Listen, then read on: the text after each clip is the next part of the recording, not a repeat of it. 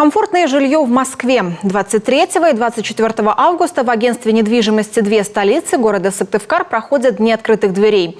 Крупный московский застройщик компания А101 предлагает проекты квартир различной ценовой категории. Ксения Мишарина подробнее.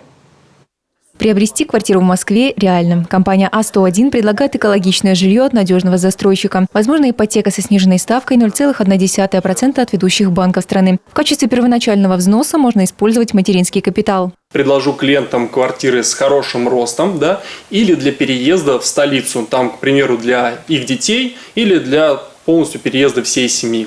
Один из главных проектов компании – ЖК Прокшина. Он располагается на юго-западе города, на территории Новой Москвы. Здесь предлагаются дома, комфорт и бизнес-классов. На территории жилищного комплекса предполагается охрана и видеонаблюдение. Макет того, как это будет выглядеть, расположение ЖК Прокшина. С одной стороны Хованский лес, с другой стороны Хованский пруд. До ближайшей станции метро от 4 до 8 минут от ближайших корпусов.